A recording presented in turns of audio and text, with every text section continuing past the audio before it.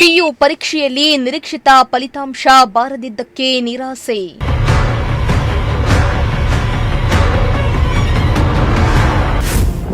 ಮನನೊಂದು PUC ವಿದ್ಯಾರ್ಥಿನಿ ನೇಣಿಗೆ ಶರಣು.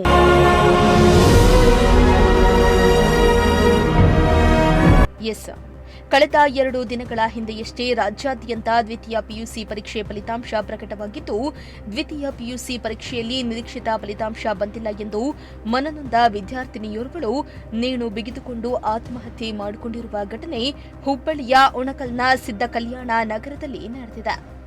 ಶ್ರಾವಣಿ ಮಾರುತಿ ಕಾಳೆ ಎಂಬ ವಿದ್ಯಾರ್ಥಿನಿ ಆತ್ಮಹತ್ಯೆಗೆ ಶರಣಾದ ಮೃತ ದುರ್ದೈವಿಯಾಗಿದ್ದಾಳೆ.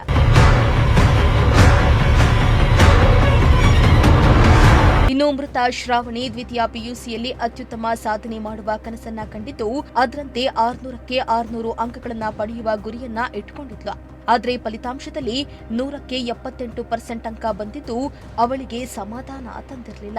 ಹೀಗಾಗಿ ಫಲಿತಾಂಶ ಪ್ರಕಟವಾದ ಬಳಿಕ ಯಾರೊಂದಿಗೂ ಮಾತನಾಡದೆ ನೇರವಾಗಿ ನೇಣು ಬಿಗಿದುಕೊಂಡು ಆತ್ಮಹತ್ಯೆ ಮಾಡಿಕೊಂಡಿದ್ದಾಳೆ ಎಂದು ತಿಳಿದು ಬಂದಿದೆ.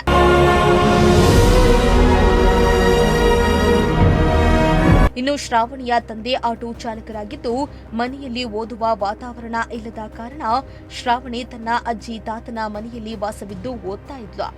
ಶ್ರಾವಣಿ ತುಂಬಾ ಚೆನ್ನಾಗಿ ಓದ್ತಾ ಇದ್ಲು. ಆದರೆ ನಿರೀಕ್ಷಿಸಿದಷ್ಟು ಅಂಕ ಬಂದಿಲ್ಲವೆಂದು ಆತ್ಮಹತ್ಯೆಗೆ ಶರಣಾಗಿದ್ದು, ಕುಟುಂಬಸ್ಥರ ಆಕ್ರಂದನ ಮುಗಿಲು ಮುಟ್ಟಿದೆ. ದಯವಿಟ್ಟು ಯಾವ ಮಕ್ಕಳು ಈ ರೀತಿಯ ನಿರ್ಧಾರವನ್ನ ತೆಗೆದುಕೊಳ್ಳಬೇಡಿ ಎಂದು ಕುಟುಂಬಸ್ಥರು ಮನವಿಯನ್ನ ಮಾಡಿದ್ದಾರೆ.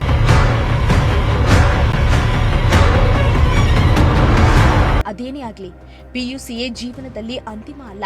ಪಿಯುಸಿ ಹೊರತಾಗಿಯೂ ಇನ್ನೂ ಜೀವನ ಇದೆ. ವಿದ್ಯಾರ್ಥಿಗಳು ಧೃತಿಗೆಡದೆ ಛಲದಿಂದ ಬಂದಿದ್ದನ್ನ ಎದುರಿಸಿ ಮುಂದೆ ಸಾಗಬೇಕು ಅನ್ನೋದು ಪ್ರಜಾಶಕ್ತಿ ಟಿವಿಯ ಕಳಕಳಿಯಾಗಿದೆ. Bureau report, Prajashakti TV.